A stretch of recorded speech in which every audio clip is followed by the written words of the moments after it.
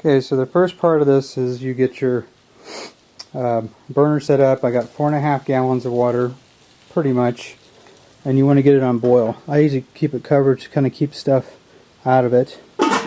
So we're going to turn this baby on. Alright, so we got it lit, and what I do is I try to keep those yellow tips down, but enough to get it heated up fairly quick.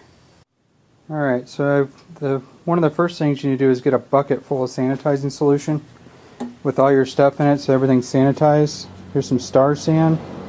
And so typically I got about 4 gallons of water in here. I will put some Star San in here really quick. It'll go. I think this is like 1 ounce to 5 gallons. So let me put some in there, hold on. Okay, so I got it stirred in there. You see those bubbles? Just to give you a little heads up with Star San or one like it, depending on what you have in your area, bubbles don't matter. So even if you have bubbles in your, when you're putting your stuff away, those bubbles don't affect the taste or anything. All they do is just kill any bacteria. So basically I'm sanitizing all my stuff that I'm going to be working with today, like a spoon. I've got to transfer my other batch, so I'm using this as an easy siphon utility. I've got my hoses in here. I've got an aerator in here at the bottom of one of these hoses. So, and that I'll explain later. Another thing I forgot to say, if you get one of these siphons, you can attach a hose to it and then have it siphon itself back into the buckets. That way you can clear it and clean all the hoses, so everything inside the hose is bacteria free as well, because when I transfer my beer I don't want any bacteria going from this keg or carboy to this carboy right here, which is my little secondary carboy where I chill it and cold crash it down to pull the rest of the impurities out. Okay, retake of that last one. Here is my porter, and I'm going to be transferring it into this better bottle, which is a smaller 5-gallon bottle.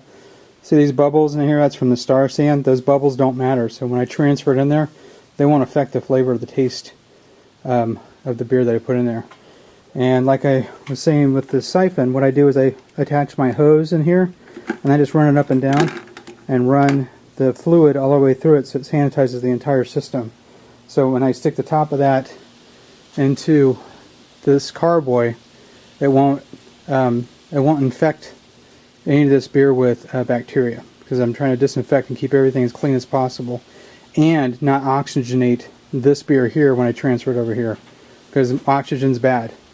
So that's that part right there. And in the process of all this, I'm waiting to get my water hot. So that's running right now. So it's going to get hot. And then here is one thing that you can build. This is what I call a mash tun, or they call it a mash tun.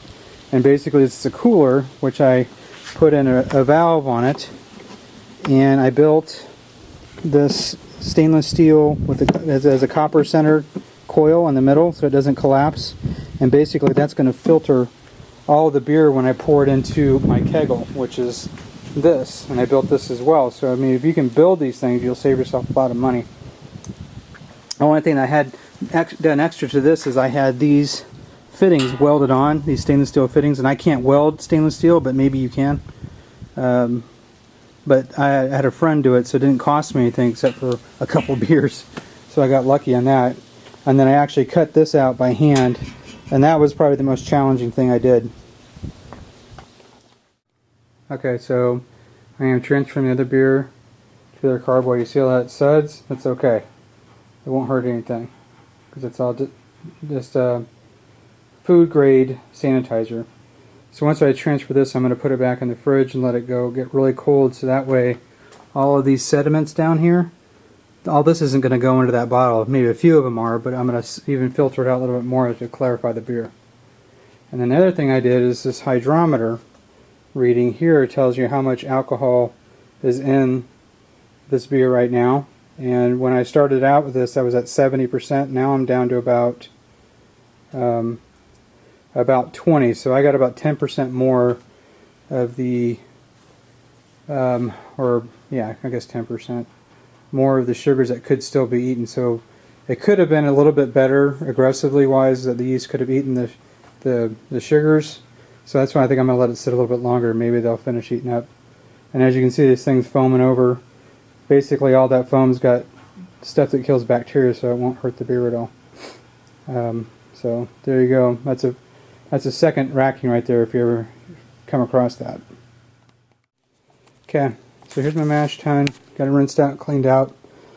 Ran some water through it so that way there's hopefully no junk in the hose. Now I'm going to pour all my water in here and get it down to about 155 degrees, and then I'm going to pour this big bag of grain in there and stir it up, make sure I don't have any lumps, and I'll just kind of show you that when I'm doing it. And it's going to sit for an hour. Alright, so what it is, I poured the water in here, and I'm checking the temperature right now. And so what I'm doing is I'm letting this stabilize a little bit so I can kind of see. Right now I'm at about 158, 156. So I can actually pour the grain in there and then get it down to, what is it, 152, 153. Okay, so I got the beer in there, I got it stirred up, and I was stirring a little too slow, and it's a little cold today, so I'm below 152 degrees. So I'm going to heat up a little more water so I can get the temp up on it. And then once I get the temp up, I'm going to let it sit, because you can let this sit for an hour, even an hour and a half for this first sparge. This is what's called batch sparging. I'm going to sparge this first batch of liquid out, and then I'm going to heat the water up again, and I'm going to another 4 gallons of water. So I end up with 6 gallons to boil. And the second time I run water through it, I'm just going to get the rest of the sugars out of the grain.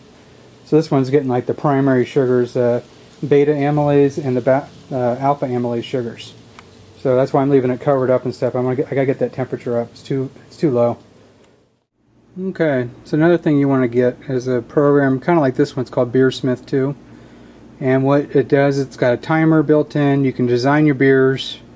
Just keep track of all your stuff, your notes, everything you do every time you make beer. One nice thing is it's got your mash steps, and then you've got your actual boiling steps actually when you make your beer right here. And right now I'm on the mash. Now I'm actually a little bit over right now because I wanted to get the temperature up on that. So even if I went over an hour, it's not going to hurt that first batch. If anything, I'm going to get even more sugars out of it. So it could be a pretty big beer, which means that there's going to be a lot more sugar, which eventually will probably be more alcohol.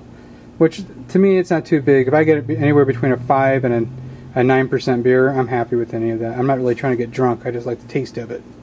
So, anyway, so that's one thing you probably need to do as well. Alright, so now I'm getting ready to do the first runoff from my mash. And when you look inside here, you can see they got all nice and good and hot. I'm going to do what's called a Vlorov, where it means I'll pour about a gallon off and slowly filter out any of the grain. That's what that little hose is in the middle. And I'm going to pour it into this jug right here, right?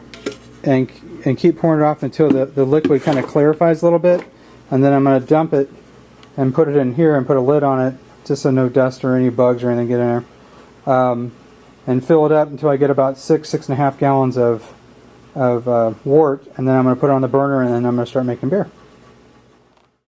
So, as you can see, I'm pouring off from this hose the second running. I'm going to fill up about 2 of these, and then I'm going to pour what's left of this back in that yellow strainer, and then I'm going to dump the rest of this beer, basically wort, into my big keg. Alright, what we got here is a little first runoff, and I'm going to taste this because this is really good. It's sweet. Oh, and that turned out good. Almost tastes like really delicious oatmeal, or it's got a lot of flavor. So basically this is going to run off, and you can see you don't want to disturb this area at all. That's why I have this up here, so when I pour it in, it doesn't disturb the top of the bed, because the bottom of the bed is filtering all the beer. Okay, So we're going to filter and put it in there, and we'll start boiling here after I do one more runoff. I've got my second batch of water getting ready to boil, and I want this at about 175 degrees, and it is. It's hot. Done. It was at 180, so too hot, but it's okay. You could do a 185 if you really want to. So I'm going to dump that in there after this is done running off, and I'll be ready to be making beer here in about 10 minutes, maybe so. Alright, so what it is, I poured more hot water in there at 175 degrees-ish, and I'm looking for my lid. I'm going to let it sit in there for about a couple minutes, like that, and then I'm going to run off the rest until I get 6.5 gallons of wort, and then I'm ready to start boiling. So we'll be boiling here in a minute. So obviously you can tell that that's much lighter than the first batch. These are the remaining sugars that are left in the grain that I'm pulling off, and so I got to taste this one. Definitely a little bit weaker. Looks good if you look in here. There's my wort. Basically, it's going to be beer, and I got to get this filled up to my 6 gallon mark, or a little bit more, depending on how I want to do this, and then get it boiling.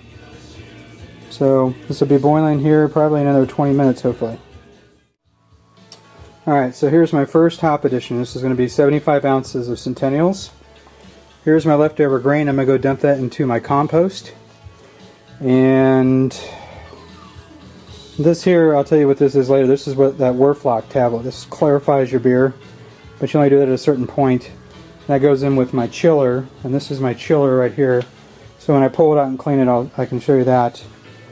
But finally got the keg on, and now basically I just need to get this up to boiling, so I can start throwing hops in, and that's what's going to make beer. And so, basic setup. That over there is my chiller that I'm using, but since it's so cold, I might end up putting this beer in the house. Otherwise, the yeast isn't going to start. It's going to be too cold. So I'm going to go dump my grain right now in my compost. Alright, so here is a tip I got from a friend. I make always a little extra DME, and so what I do is when I pour the yeast out to make this DME, make my new batch of yeast, I'll pour this back in here so that way I have another fresh batch for the next batch of beer. And I'm not trying to pull off yeast off my big carboy and trying to get the yeast off of that. So this saves you some time later on, and it's actually pretty easy way of doing it. So what I'm going to do is I'm going to pour some of this in and fill that up, and then put that in the fridge, and it's ready to go for next time. Okay, so the long wait is almost over. If you look in here, that is getting ready to start boiling over, and once it starts boiling over, I'm going to add some hops to it, and then my whole garage is going to smell like awesomeness.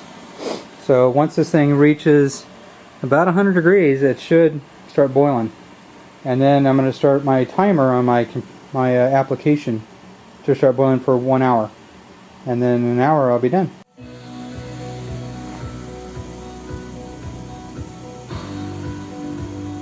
Oh, look at it now. It's going to start boiling.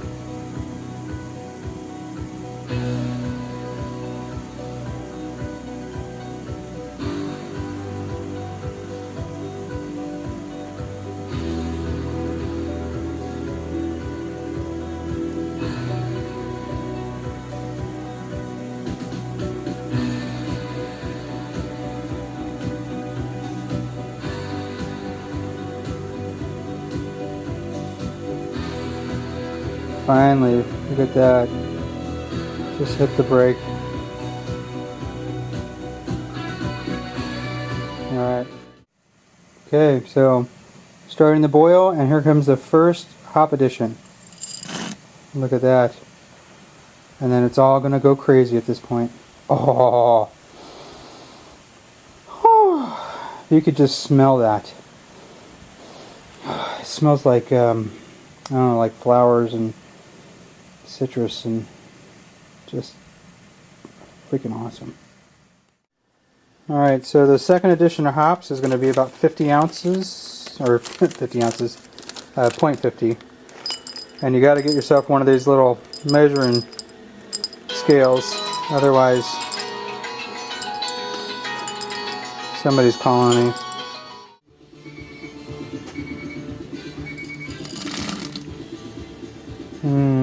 Second edition.